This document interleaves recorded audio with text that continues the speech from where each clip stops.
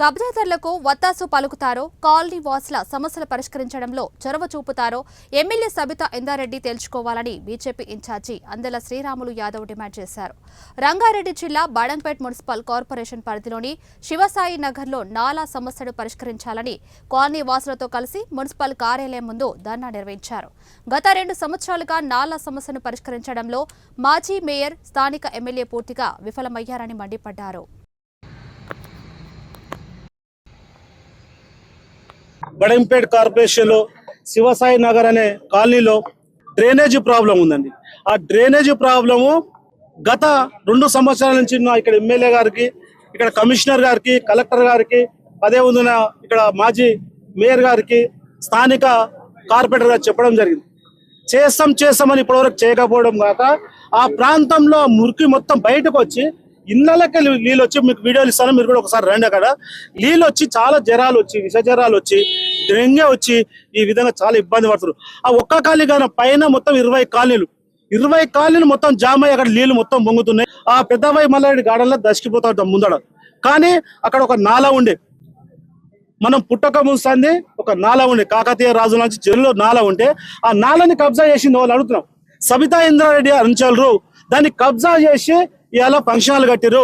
ఆ function hall ను కాపాడుతుంది సబితా ఇంద్రారెడ్డి గారు. ఎందుకు కాపాడుతుందంటే ఆమె ఎప్పుడు పడితే అప్పుడు అక్కడ మీటింగులు పెట్టుకోనికే వాళ్ళ మనుషులు, వాళ్ళ అంచెలు కబ్జా చేసిరు. ఆ ఒకటే కబ్జాగా ఈ ప్రాంతంలో అనేక పార్కులు కబ్జా చేసిరు. ఈ పార్కుల మీద మా అధ్యక్షులు, మాజీ అధ్యక్షుడు చెరుపల్లి వెంకరెడ్డి గారు ఎన్నోసార్లు పోరాటం చేయడం జరిగింది.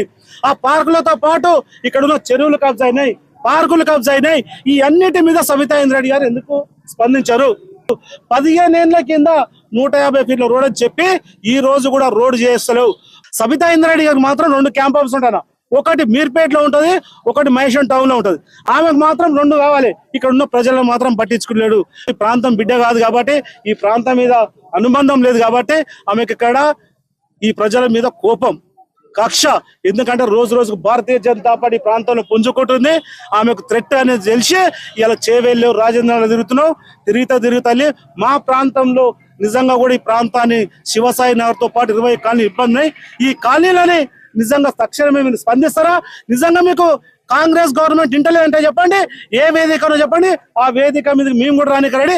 ఇద్దరం కలిసి సీఎం దగ్గరకు పోదాం, సీఎం అడుగుదాం. ఎందుకంటే సీఎం అడుగుదాం అంటే ఈ శాఖ, మున్సిపల్ శాఖ సీఎం దగ్గర ఉంది కాబట్టి సీఎం గారిని స్పందించే వరకు మనం ఇద్దరం పోరాడతామా? నీకు శాత కాకపోతే చెప్పండి, వస్తాం. నిజంగా నీ శాతం అయితే సమస్య తీర్చు, లేకపోతే కబ్జాల వైపు ఉంటావా, కాలనీల వైపు ఉంటావో తేల్చుకో.